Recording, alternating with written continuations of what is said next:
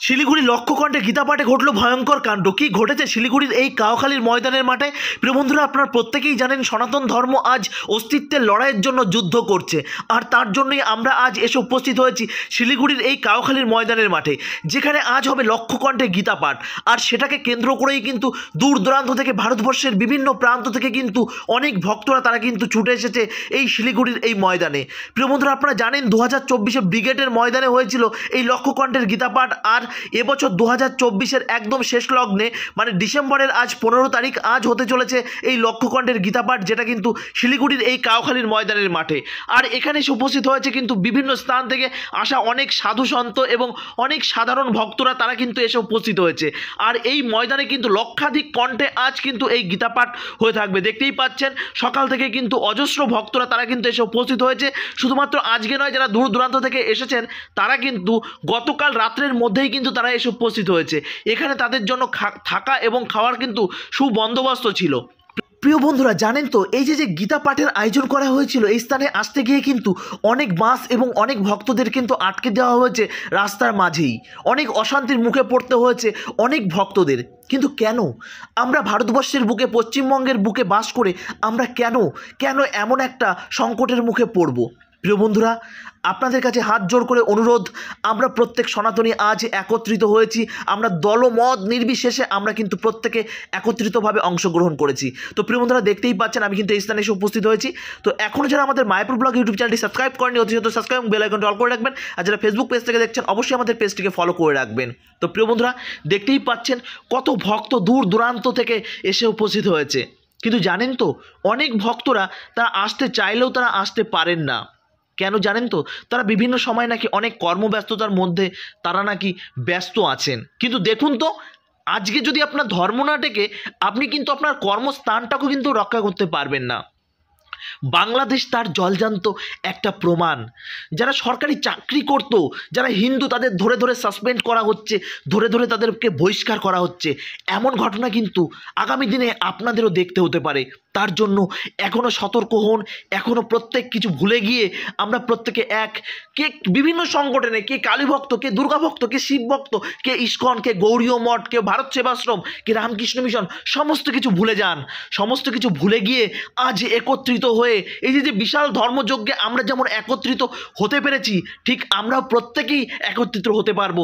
কে SC, কে ST, কে higher caste, কে lower caste, ভুলে যান। আমরা প্রত্যেকেই সনাতনী, আমরা প্রত্যেকেই সনাতনী হিন্দু, এটাই আমাদের একমাত্র পরিচয়। প্রিয় বন্ধুরা, এই জিনিসটা আপনারা মাথায় রাখবেন। দেখতেই পাচ্ছেন কত ভক্ত এবং কত সাধারণ মানুষ তারা কিন্তু দূর দূরান্ত থেকে ছুটে এসেছে এই ধর্মযজ্ঞে। প্রিয় বন্ধুরা, এখানে হবে কিন্তু আজ লক্ষ্যকণ্ঠে গীতাপাঠ। আর এই লক্ষ্যকণ্ঠে গীতাপাঠে দেখতে পাচ্ছেন লক্ষাধিক দর্শনার্থী এবং লক্ষাধিক ভক্তরা তারা কিন্তু এই কাউখালীর ময়দানের মাঠে তারা কিন্তু এসে উপস্থিত হয়েছে আজ এই বিশাল ধর্মযজ্ঞে। আপনাদের প্রত্যেককেই জানাই একদম শতকোটি প্রণাম। মাথা নিচু করে আপনাদের প্রণাম নিবেদন করছে এই মায়াপুর ব্লগে সৌরভ দাস। আমি আপনাদের কাছে প্রণাম নিবেদন করছি। আপনারা যে আসতে পেরেছেন, এসে যে এই বিশাল একটা গীতা যজ্ঞে আপনারা অংশগ্রহণ করতে পেরেছেন, এর জন্য আপনাদের মানব জীবন ধন্য হয়েছে। সঙ্গে সঙ্গে এই যারা উদ্যোক্তা, এই যে উদ্যোক্তাদের জানাই অসংখ্য ধন্যবাদ। তারা এমন একটা বিশাল কর্মকাণ্ড তারা উপস্থাপন করেছে। 2023-এ কলকাতার বুকে কিন্তু এমন কর্মকাণ্ড ঘটেছিল, আর সেখানে কিন্তু প্রচুর দর্শনার্থী এবং ভক্তরা এসেছিল। তাদের কাছে বিনম্র অনুরোধ, আরও একবার আমরা এই কলকাতার ব্রিগেডের ময়দানে কিন্তু এমন এক বিশাল ধর্মযজ্ঞের আয়োজন আমরা আবারও করব, এবং আমি এদের কাছে হাত জোর করে এই অনুরোধ করতে চাই। এবং প্রিয় বন্ধুরা, আপনাদের কাছে অনুরোধ, আপনাদের পাড়ায় গিয়ে প্রত্যেকের বাড়িতে বাড়িতে গিয়ে সপ্তাহে একদিন হলেও এই গীতা পাঠের আয়োজন করুন। এবং যারা যুবক যুবতী রয়েছে তাদের অংশগ্রহণ করতে হবে এই অনুষ্ঠানে বেশি করে। কেননা আমাদের যারা বয়স্ক মা বাবারা রয়েছে তারা সবথেকে, আমি মনে করব, তারাই ভালো না। কেন বলুন তো? যখন সন্তানরা ধর্মীয় কোনো জ্ঞান তাদের তো দেবেই না, বরঞ্চ তাদের যদি গীতা পাঠ করতে যায় তারা ভেবে নেয় যে আমার সন্তানরা গৃহত্যাগ করে যাবে। কিন্তু এমনটা নয়। গীতাই এমনই একটা গ্রন্থ, যে গ্রন্থ আমাদেরকে বাঁচার অর্থ শেখায়, যে গ্রন্থ আমাদেরকে কি বলবো, চলার পথের অঙ্গীকার। গীতা হচ্ছে আমাদের ম্যানুয়াল বুক। কারণ যে কোনো জিনিস আমরা যখন নতুন জিনিস কিনি, কেনার সঙ্গে তাদের জন্য একটা ক্যাটালগ, একটা বুকস দেয়, ম্যানুয়াল বুকস। ঠিক তেমন আমাদের জীবন কেমনভাবে আমরা পরিচালনা করব, তার জন্য কিন্তু গীতা অত্যন্ত গুরুত্বপূর্ণ একটা গ্রন্থ। এই গ্রন্থ কিন্তু আমাদের বাঁচার অর্থ, আমাদের সনাতন ধর্মের স্তম্ভ। প্রিয় বন্ধুরা, এই জিনিসগুলো আপনাদের অবশ্যই মাথায় রাখতে হবে। আর মা বাবাদের বলবো, আপনাদের সন্তানকে সুশিক্ষায় শিক্ষিত অবশ্যই করুন। চাকরি বাকরি করবে, সুশিক্ষায় শিক্ষিত হবে, কিন্তু তার সঙ্গে সঙ্গে ধর্ম এবং কর্ম দুটো একসঙ্গেই করতে হবে। শুধুমাত্র আপনি কর্ম করে যাবেন, ধর্ম করবেন না, এমনটা নয়। ধর্ম ছাড়া মানুষ এক বিন্দু, মানুষ কেন, পৃথিবীর কোনো জিনিসই চলতে পারে না। ভাবুন তো, সূর্য সকাল হলেই আলো দিচ্ছে, আর কখনো দেখা যাচ্ছে সে তাপ দিচ্ছে, শীতকালে শীত পড়ছে, এটা হচ্ছে এর ধর্ম।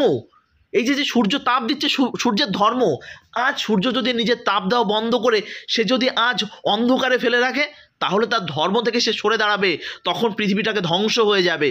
ঠিক তেমন আপনি যখন আপনার নিজের ধর্মটাকে মেনে চলবেন না, তখন দেখবেন আপনিও অধঃপতনের দিকে এগিয়ে যাচ্ছেন। বিধর্মীরা আপনাদের তখন উল্টো পাল্টা বুঝিয়ে রেখে দেবে, কেননা আপনার মধ্যে তো কোনো গ্রন্থের জ্ঞান নেই, আপনার মধ্যে তো কোনো ধর্মগ্রন্থের জ্ঞান নেই।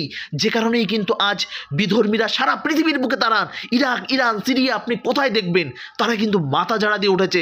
এই জিনিসগুলো আপনারা সতর্ক হন। ভাবুন তো, বাংলাদেশ থেকে তাড়া খেয়ে আপনারা ইন্ডিয়াতে এসেছেন, কোথায় যাবেন এই ইন্ডিয়া থেকে তাড়া খেয়ে? এই ভারতবর্ষ আমাদের এই সাধু সন্তদের একটা দেশ। এই সাধু সন্তদের দেশে ভাবুন তো, হাজার হাজার সাধু সন্তরা এখানে উপস্থিত আছেন। ঠিক তেমনই এরকমভাবে স্তম্ভ কিন্তু বৃন্দাবন বলুন, অযোধ্যা বলুন, আমাদের রামচন্দ্র বলুন। ভাবুন তো, এই ভারতবর্ষের বুকে এই অস্তিত্ব লড়াই আজ কেন আমাদের করতে হবে? এর জন্য দায়ী তো আমরা নিজেরাই। আজ বিভিন্ন ধর্মগ্রন্থে, বিভিন্ন ধর্মীয় সংগঠনের মানুষ তারা বিভিন্ন রকমভাবে তাদের মত বিমত দিচ্ছে। আজ আমরা সনাতন হয়ে সেগুলো চুপচাপ মেনে নিচ্ছি। ভাবুন তো, বাংলাদেশের বুকে অত বড় একটা ঘটনা ঘটলো, আর আমাদের ভারতবর্ষের হিন্দুদের কয়েকজনের হয়তো একটু নাড়াচাড়া পড়েছে, কিন্তু বাদবাকি মানুষের কোনো কেয়ারই নেই। আরে কি হয়েছে, ওই তো বাংলাদেশে হচ্ছে, এখনও তো আমার এখানে কিছু হয়নি। আপনার এখানে যখন হবে তখন কিন্তু আপনি পালানোর পথ খুঁজে পাবেন না। প্রিয় বন্ধুরা, আপনি কিন্তু পালানোর পথ খুঁজে পাবেন না। সতর্ক হন, এখনো সতর্ক হন। সময় এসেছে, সময় এসেছে, এখনো সতর্ক হন। প্রিয় বন্ধুরা, আজ যদি আপনি এই শীত ঘুমে ঘুমিয়ে থাকেন, কাল যদি আপনার বাড়িতে কোনো আগুন ধরে, তাহলে কিন্তু আপনি কোনো সনাতনীকে পাশে পাবেন না। তার জন্য হাত জোর করে অনুরোধ, প্রত্যেক সনাতনী আমরা ভাই ভাই। তার জন্য কেউ যদি কোনো রকম কোনো সমস্যায় পড়ে, আমরা প্রত্যেকে একে অপরের দিকে আগিয়ে যাব এবং সহযোগিতা করব, তার যেন কোনো রকম কোনো অসুবিধা না হয়। তার বাড়িতে কোনো মাই যদি অসুস্থ হয়, তাকে হসপিটালে নিয়ে যাওয়ার দায়িত্ব আপনি নিন। তার বাড়িতে কোনো মেয়ে যদি বিবাহ দুল্য হয়, সে যদি বিয়ে দিতে না পারে, আপনার পাড়ায় প্রত্যেকে মিলেমিশে সেই মেয়েটাকে বিয়ে দিন। আমাদের সনাতন ধর্মের বিভিন্ন পাড়ায় পাড়ায় অনেক ক্লাব আছে, বিভিন্ন সংগঠন আছে। আমি ক্লাবদের বলবো, আপনারা কিসের জন্য আছেন? বছরে একবার ওই কালী পুজো, দুর্গা পুজো করার জন্য আছেন? তুলে দিন আপনাদের ক্লাব, দরকার নেই ওরকম ক্লাব। আপনারা শুধুমাত্র পুজো কেন, পুজো করার সঙ্গে সঙ্গে এই সমস্ত সামাজিক কর্মকাণ্ডের সঙ্গে আপনারা যুক্ত থাকুন। দেখবেন আপনাদের অর্থের কোনো অভাব হবে না। আপনি যখন একটা ভালো কাজ করবেন, দেখবেন সেই অর্থনৈতিক সহযোগিতা করার জন্য হাজারো হাজারো মানুষ আপনাদের দিকে আগিয়ে আসবে। তার জন্য বলছি, এই সনাতনীদের রক্ষা করার জন্য প্রথম থেকে আগিয়ে আসতে হবে আমাদের মা বোনেদের। আর সেই মা বোনেদের তার সন্তানদের হিন্দু শিক্ষায় শিক্ষিত করে তুলুন। প্রিয় বন্ধুরা, এই যে অন্য অন্য ধর্মের মানুষগুলো, তারা দেখুন তো, কেউ মসজিদে যাচ্ছে, কেউ গির্জায় যাচ্ছে, কেউ গুরুদুয়ারে যাচ্ছে। আজ আপনারা বলেন না যে এই যে পাঞ্জাবের সোনার মন্দির, সেখানে গিয়ে দেখি কত সুন্দর ফ্রিতে খেতে দিচ্ছে, কত সুন্দর সেবা করছে।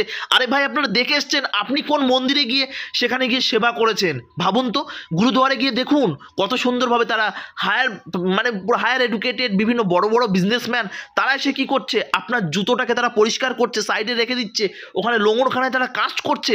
আর আপনাদের যদি বলা হয় যে কোনো মন্দিরে গিয়ে একটু মার্জনা করুন, মন্দিরে গিয়ে একটু পোঁছা লাগান, আপনাদের তখন সেটা সেন্টিমেন্টে লেগে যাবে।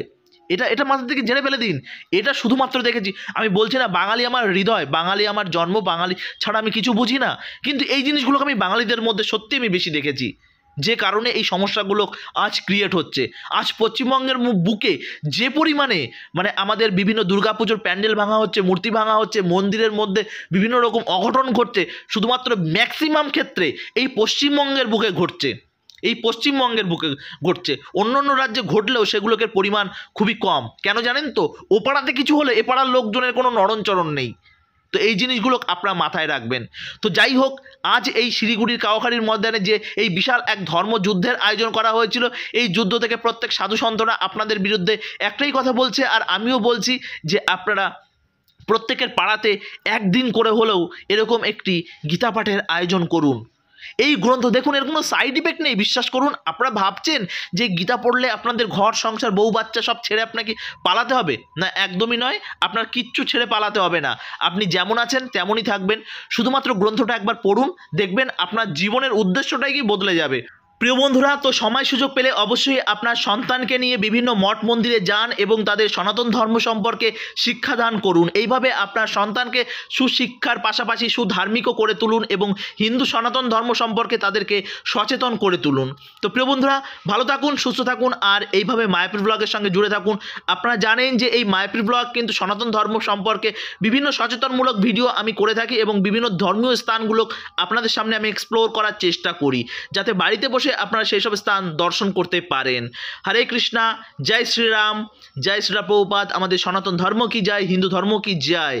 ভালো থাকুন, সুস্থ থাকুন। আর ময়দানে কোনো রাজনৈতিক দলের মিটিং